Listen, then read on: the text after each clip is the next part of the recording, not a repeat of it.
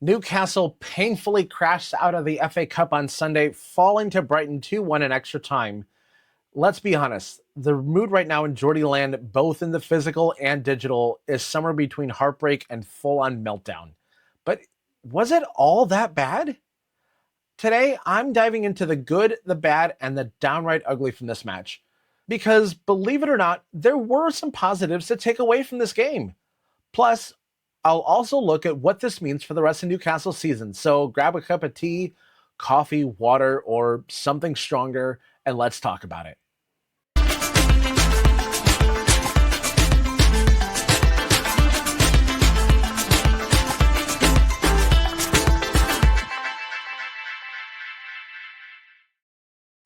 Hello, everybody, and welcome back to the Newcastle United Digest, the channel delivering you tuned content in bite-sized chunks.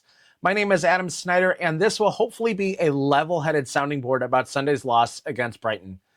It is the end of the road for our FA Cup dreams this season, and it's ended in the second most painful way possible, with the most painful being, well, losing in penalties.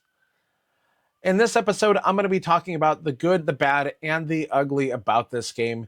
I just want to rip the Band-Aid off and talk about the bad and the ugly first, so let's dive right into it. The bad was, well, really bad, and it led to us conceding some really cheap goals that should have never happened, but it was preventable going into them.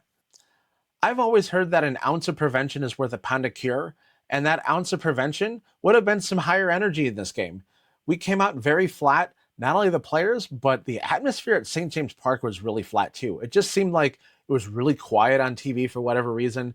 I talked to some people who were there and they kind of agreed, and I saw some more rumblings on social media, and everyone was saying that the atmosphere was just off today. I don't know what it was. There was just this nervous energy. I just couldn't quite shake it, and I don't think the players could either.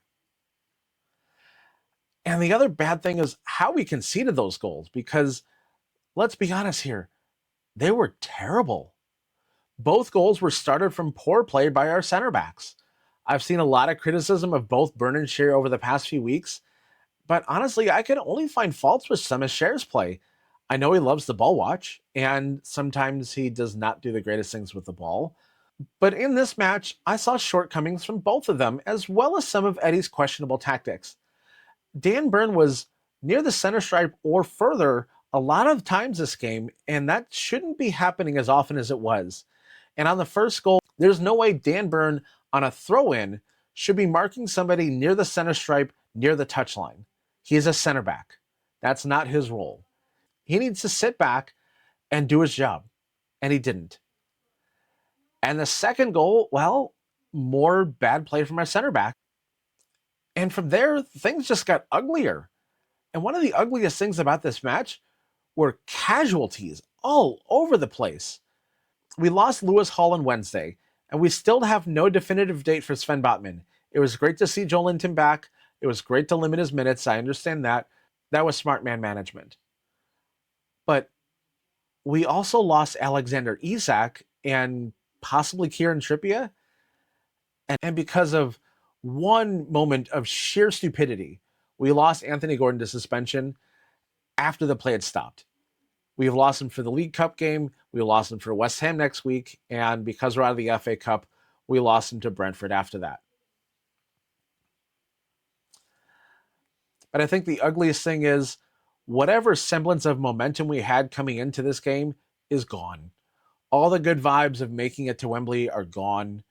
And it's up to this team to pick up the pieces, regroup, and get back on the horse and start focusing on the next game at hand and Wembley in 2 weeks. I was trying to stay optimistic about our chances going into the League Cup final. I can accept losing to a Man City that decided to wake up and play angry after losing to Real Madrid midweek. I can accept losing to high-flying Liverpool when we don't have Alexander Isak and we don't have Joelinton in midfield and we're playing a formation that we don't normally play. But I was happy with the caliber of challenge that we had against them. I can marginally accept the win against Forest, even though it was a warning of many issues we had with that second half. I can't accept that this game won't damage some players' confidence this close to a major match like the League Cup is for Newcastle. And now that we've ripped the Band-Aid off and talked about all the bad and ugly things that happened, and maybe skimmed over some other things that weren't as bad or as ugly, but did contribute to us losing this match, let's talk about some of the good things that I did see throughout this game. One of them was Tonali's man of the match performance. He was beastly on the defensive side of the ball. Eddie Howe knew that Brighton have plenty of creative options that could cause us problems. For most of the first half, we were set up pretty defensive overall, and it was Tonali's ability to read the game, then eliminate or reduce pressure in tense situations that allowed everyone else to focus on their roles that much more. Well, except for Dan Burn, because he just loved bombing forward for whatever reason that is still beyond me. And the other one is Isak's swagger is still there throughout all the storms, throughout all the crap that's going on, and through the injury scares that he's had this week. He's still the same confident as ever Alexander Isak. There's nobody who isn't confident that is taking a full power, high penalty kick at a height that could possibly be saved, but because it's such a hard shot, the keeper has no chance at getting at. Not only that, but the strike that he's scored on the disallowed goal for offside, that was a screamer too. You aren't taking shots like that if you aren't in full confidence, and you aren't connecting with them, especially if you aren't in full confidence. Throughout the game, he was a constant threat, and it was unfortunate that we had to see him go off due to injury in the second half. And if you're liking what you're seeing so far in this video, be sure to hit that like button. And if you're not a subscriber, be sure to hit that subscribe button. And if you completely disagree with me, or if there's something that I blatantly missed, be sure to let me know in the comments down below. I will be sure to answer you right away. I'm all about conversation and discussion. I'm looking forward to it with you guys. I do want to talk about the implications I think this game has on the rest of the season, but I think we should close the book on this game and go over my positional ratings first. And let's start with Martin Dubravka in goal. It was nice to see him back. I thought that his presence in goal was a little bit better than what I thought Nick Pope's had over the last couple of games. Even still, I'm going to give him a 7.5 out of 10. He did well to keep us in the game when it was needed, but he also caused some problems with his distribution as well. There are times when he held onto the ball for a little bit too long, invited a little bit too much pressure, and ultimately had to dump it off for a quick short pass, or had to kick it into the sidelines for a throw-in. Or there are a couple of other times where he just passed it to Bruno, or he passed it to Burn when they were already under pressure, and the pass shouldn't have gone to them in the first place. So for the distribution reasons, not necessarily the goals, because I don't fault him for either one of those goals, I'm going to give him a 7.5 out of 10. And for defense, I'm going to give them a 6 out of 10 for this game. For most of this game, Trippier and Tino did a wonderful job of keeping the pace and skill of Minta and Mitoma at bay. They also did well to contribute to the attack, providing an outlet and dangerous cross into the fray. And come on, one of Livermento's runs gave us the penalty kick that Isak scored in the first half. However, it was the center backs that let us down today, and I've not been saying that a whole lot lately. I've been saying one or the other, but not both at the same time. I thought Dan Burn was playing far too advanced a role today, especially when we were bombing forward in attack. What is a 6'7" center back doing getting involved in a counterattack? That doesn't make any sense. He was also lingering a little bit too much after a corner kick to contribute to pressure in the attack. His role is to get back, and his role is to cover. His role is not to keep the pressure up.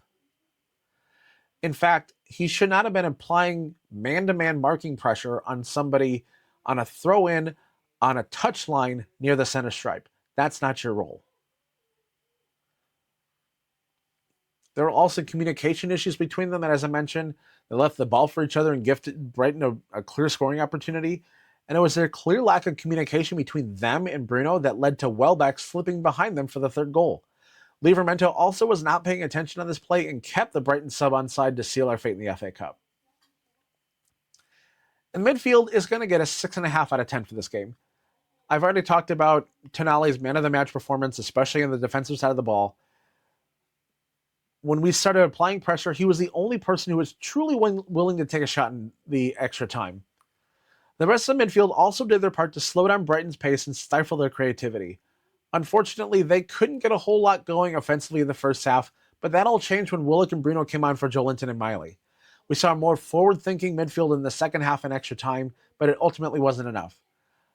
I'm going to partially blame Bruno for the second goal because him and the center backs weren't talking and ball watching and missed Welbeck slipping behind all three of them. Him, along with most of the side, were trigger shy in that second half of extra time, looking for the perfect shot instead of just taking a shot. And speaking of not scoring goals, the forwards are going to get a 5 out of 10 for this game. The front, Isak had a bad miss early on from point blank range on his own rebound, and the remaining shots taken by forwards weren't very threatening. I will give Anthony Gordon some credit for tracking back and winning several takeaways when Brighton were countering. Unfortunately, Gordon lost his cool down the stretch and was sent off and have one moment of stupidity that cost him 3 games off the pitch. Other than Isak's penalty conversion, I'm going to give set pieces a 6 out of 10 for this game. Technically, the first goal was the result of a dead ball situation, so I'm going to count it towards our set piece performance as well as an overall team performance. Isak did well with the penalty, but there weren't a whole lot of other threats from our set pieces. In fact, the only set piece threat we had was on Cher's goal that was overturned by VAR. Substitutions, I'm going to give a 6.5 out of 10 for this game. I think Eddie made the right selections, but they just did not work out like he wanted to. When Bruno came on, there was a significant shift in offensive creativity, along with bringing on Murphy for Barnes. Willock replacing Joe Linton was a slight drop-off in quality, and neither Wilson nor Target could provide the quality required to get the second goal needed to seal a trip to the FA Cup quarterfinals. When you tally everything up, it comes out to a 6.25 out of 10. Eddie Howe's Mags did not look completely up for this game. Defensive lapses late in the first half and extra time gave us an extra week of rest at the end of March instead of fighting for another trophy. I know, this is still a painful wound to talk about. However, not everything is all doom and gloom right now. We still have a little over a week to get players who are injured back to fitness, and we still have 2 weeks to find out what our best lineup should be for the League Cup final without Anthony Gordon. However, the stakes could not be higher for the rest of the season, and it is crucial that we qualify for some sort of European football. There are rumblings about losing top players every single day, and there has to be some truth to it, even though a lot of it's absolute rubbish. Our core players, Anthony Gordon, Alexander Isak, Bruno Guimaraes, and Sandro Tonali, were sold a project of regular European football and winning trophies. And in this time that they've been here, they've done none of those things. And the most ambitious players will seek potentially greener pastures to satisfy their ambitions of European football and winning trophies. Fortunately, we have 2 paths to qualify for Europe at this point. Well, the obvious one is win the League Cup on the 16th and automatically qualify for the Conference League. This is not the most glamorous competition, and it's a major downgrade after the Champions League nights we had last season. However, a competition this soft could also be an opportunity to win another trophy. If you don't know what I'm talking about, ask any West Ham fan that you know. The other is to qualify for the Europa League or Champions League. Right now, the race for these spaces is extremely tight in the league, and it will be crucial that we have laser focus on this task between now and the end of May. The loss in the FA Cup could be a blessing in disguise for this because our only football between now and then will just be the league. It's 2 fewer games to play between now and the end of the season, and the distractions go away after March 16th. After today's loss and how heartbreaking it was and the way that we lost it, it's really easy to get on that jump to conclusion mat and wonder if our season is completely over. However, there are still 11 games left to play in the season, plus the League Cup final, and we've played most of the difficult teams in the second half of the season already. And of the teams that we play, the most difficult one is Arsenal, and we play them the second to last game of the season when they probably won't have anything really to play for because I think that Liverpool will have the championship wrapped up by then. I'm sure that a very similar message has been given by Eddie Howe after today and will be the same message between now and the end of May. Keep your heads up. Not all hope is lost. And like 2 seasons ago, we can still qualify for the Champions League. We're in the fight, so let's keep fighting. That's all for this video, and if you're a fan of this message, be sure to hit that like button and subscribe to the channel if you want to watch more analysis like this in the near future. So until next time, this is Adam Snyder saying, "Ahoy the lads." Bye for now.